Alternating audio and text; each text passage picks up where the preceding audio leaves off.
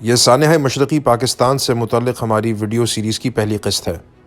اس video series میں ہم ان حالات و واقعات کو زیر بحث لائیں گے جن کی وجہ سے وہ لوگ جو تحریک پاکستان کے سرکردہ کارکن تھے، جن کا علاقہ غیر تقسیم شدہ ہندوستان کا واحد مسلم اکثریتی صوبہ تھا جہاں مسلم لیگ کی وزارت تھی، اور جن کے قابل فخر سپوت نے بعد ازاں قرارداد لاہور پیش کی، 30 سال بعد وہی لوگ ایک تکلیف دہ اور خون ریز جدوجہد کے بعد اسی ملک کی تباہی اور اس کے ٹکڑے کرنے کا باعث بنے جس کی تشکیل میں ان کا مرکزی کردار تھا۔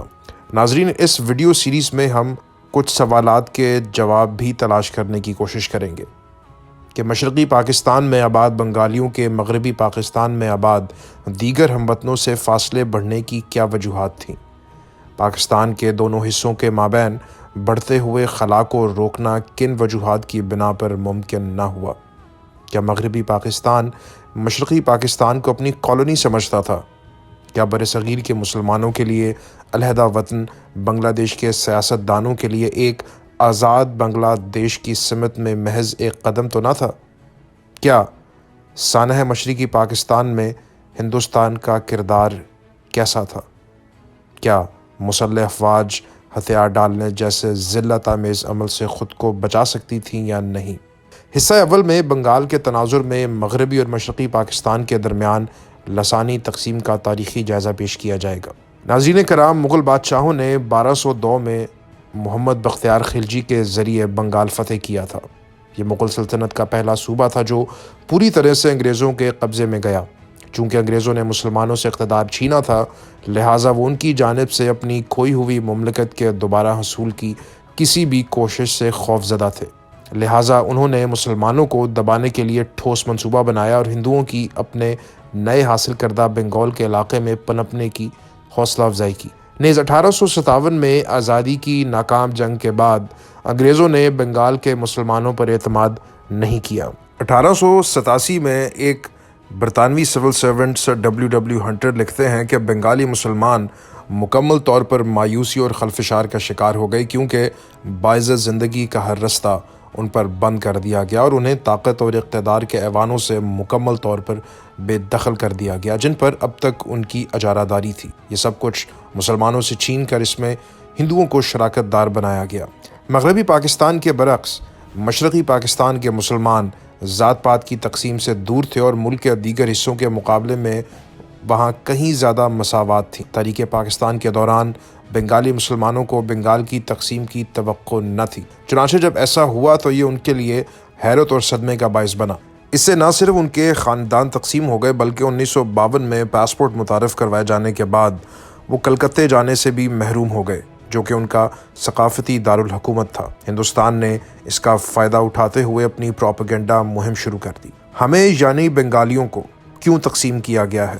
ہم ایک ہی زبان بولتے ہیں، ہم گنگا کا ایک ہی پانی استعمال کرتے ہیں۔ ٹیگور ہمارے مشترکہ بنگالی شاعر ہیں۔ آل انڈیا ریڈیو دن رات مشرقی بنگال کی جانب اشارہ کرتے ہوئے یہ باتیں نشر کرتا تھا۔ کلکتے کا ادب بھی اسی موضوع پر مرکوز تھا۔ تاریخ میں ایسی کوئی مثال نہیں ملتی جب ایک ملک کے دو حصے زبان، نسل اور ثقافت کے اعتبار سے بے انتہا مختلف ہوں اور ان کے درمیان 1000 میل تک انڈیا جیسا دشمن بھی حائل ہو، اور اس کے باوجود دونوں حصے اپنا اتحاد طویل عرصے تک برقرار رکھ پائے ہوں۔ بدقسمتی سے پاکستان کے پہلے 4 سالوں کے اندر بانی پاکستان قائد اعظم اور وزیر اعظم لیاقت علی خان کے جلد انتقال کے نتیجے میں مضبوط سیاسی اداروں کے قیام میں مشکلات کا سامنا کرنا پڑا۔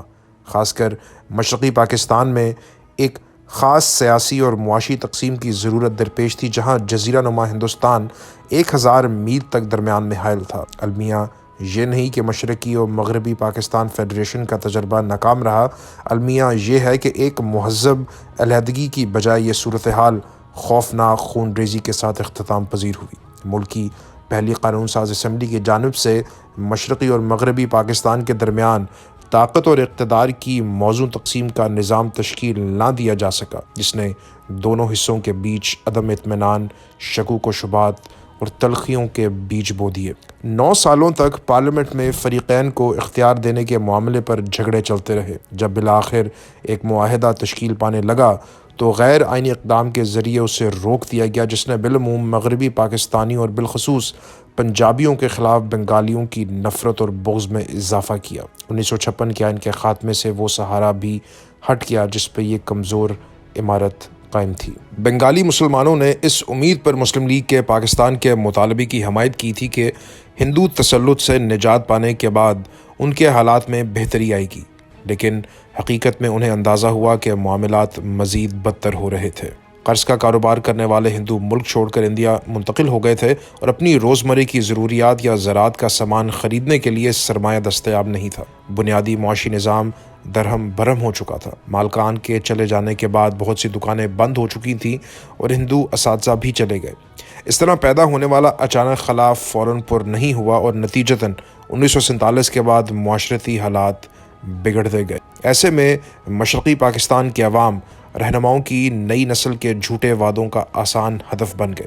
فضل الحق، بھاشانی، سہروردی، محمود علی شبلی، مجیب الرحمان اور مشتاق جیسی تشکیل پاکستان میں حصہ لینے والی نمایاں شخصیات کے پارٹی کو چھوڑنے کے باعث مسلم لیگ دھڑوں میں تقسیم ہو گئی۔ تاہم مشرقی پاکستان میں مسلم لیگ کے زوال کی سب سے بڑی وجہ زبان کے مسئلے پر ان کی بے حسی تھی، جو بنگالیوں کے لیے ایک انتہائی جذباتی نوعیت کا معاملہ تھا۔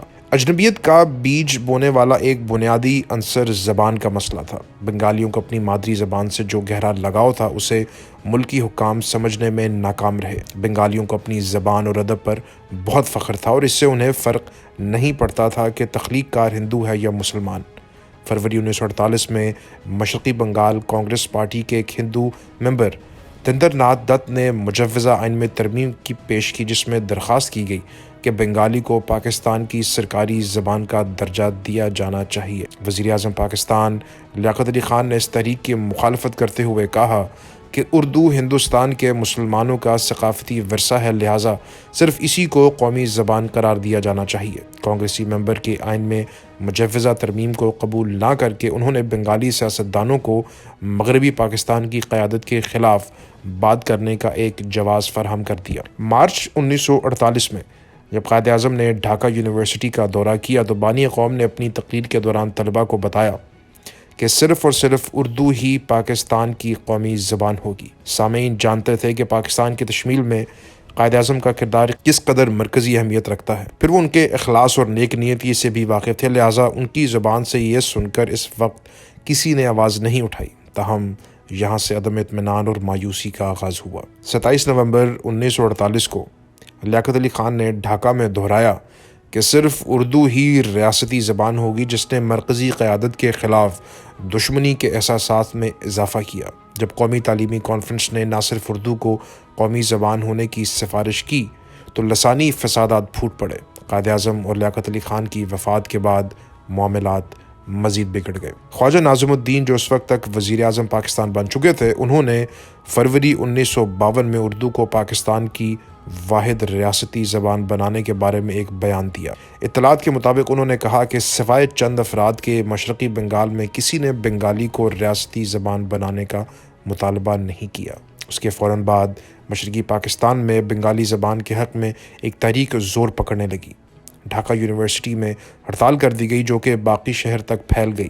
21 فروری کو کرفیو نافذ کر دیا گیا اور اگلے دن دفعہ 144 کی خلاف ورزی ہوئی۔ ڈھاکہ کے صوبائی اسمبلی ہال پر حملہ کیا گیا۔ پولیس جب بھیڑ پر قابو نہ پا سکی تو انہوں نے فائر کھول دیا، جس کے نتیجے میں 2 طلباء جو جائے وقوع سے بہت دور تھے راہ بھٹکنے والی گولیوں سے ہلاک ہو گئے۔ بدقسمت طلباء کو شہید قرار دیا گیا اور ان کی قربانیوں کی یاد میں جلد ہی ایک شہید مینار تعمیر کر دیا گیا۔ 1952 کی تحریک کی یاد میں زبان کے دن کو ہر سال منایا جانے لگا۔ اس واقعے کی اہمیت کا اندازہ اس حقیقت سے بخوبی لگایا جا سکتا ہے کہ بنگلہ دیش کی حکومت کی طرف سے جاری کردہ پہلا ڈاک ٹکٹ فسادات کے دوران ہلاک ہونے والے دونوں طلباء کی یاد میں تھا۔ بنگالی سیاستدانوں کو اب اپنے مغربی پاکستان ہم منصبوں کے خلاف پروپیگنڈا کرنے کے لیے ایک پلیٹ فارم دستیاب تھا۔ شیخ مجیب الرحمان، جو اس وقت تک اپنے ایک غیر نمایاں شخصیت تھے، انہوں نے بنگالی زبان کے مسئلے کا بیڑا اٹھایا جو تمام بنگالیوں کے لیے حساس نوعیت رکھتا تھا۔ یوں وہ جلد ہی ہیرو بن گئے۔ سنکی اور مفلوج لیکن طاقتور گورنر جنرل پاکستان ملک غلام محمد نے خواجہ نظام الدین کو اپنے عوام سے نرم سلوک کرنے اور مشرقی بنگال میں لسانی فسادات سے طاقت کے ذریعے نمٹنے میں ناکامی پر برطرف کر دیا۔ غلام محمد کا لسانی فسادات کا جواب گولیوں کی زبان میں تھا، جو سیاستدانوں اور سرکاری ملازمین کی اپروچ کے فرق کے ساتھ واضح ثابت تھا۔ اس نے بنگالیوں کو مزید اجنبیت کا شکار کر دیا۔ فیلڈ مارشل ایوب خان بحیثیت صدر معاملے کی حساسیت کو سمجھ کر اس سے نمٹنے میں ناکام رہے، جب انہوں نے کہا، یہ بات بالکل واضح ہے کہ دو قومی زبانوں کے ساتھ ہم ایک قوم نہیں بن سکتے۔ ان دونوں حصوں کے بیچ بے انتہا خون بہنے کے بعد 1956 کے آئین نے بنگال کو ریاستی زبان میں سے ایک کے طور پر قبول کیا۔ اگر 1948 میں بنگالیوں کے مطالبات کو مان لیا جاتا تو برہم اور ناراض بنگالی سیاستدانوں کا ایک بڑا اعتراض دور ہو جاتا۔ کمال متین الدین نے اپنی کتاب ٹریجڈی آف ایررز میں ایک ایسے واقعے پر روشنی ڈالی ہے جس سے بنگالیوں کے لیے بنگلہ دیشی زبان کی اہمیت واضح ہوتی ہے۔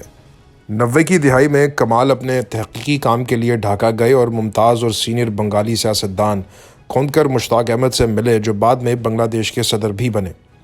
خوندکر نے کمال سے ملاقات کی اور ان سے شستہ اردو اور انگریزی میں بات کی۔ کمال نے ان سے پوچھا، ہم انگریزی یا اردو میں سے کس میں بات کریں، کیونکہ میں بنگلہ تو نہیں جانتا۔ انہوں نے فی البدیہہ تبصرہ کیا، جناب اسی وجہ سے پاکستان ٹوٹ گیا۔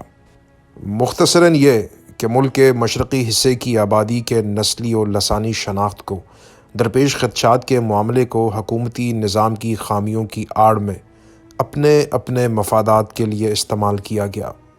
نتیجے میں ان خدشات میں شدت پیدا ہوئی اور افسانے اور حقیقت کے آمیزے پر مشتمل کہانیاں اور بیانیے سامنے آتے گئے، جو بالآخر پاکستان کے ٹوٹنے کا باعث بنے۔ اگر آپ کو یہ معلوماتی ویڈیو پسند آئی تو لائک اور سبسکرائب کرنا مت بھولیں، اور نئی ویڈیوز کی نوٹیفیکیشنز حاصل کرنے کے لیے بیل آئیکن پر کلک کیجیے۔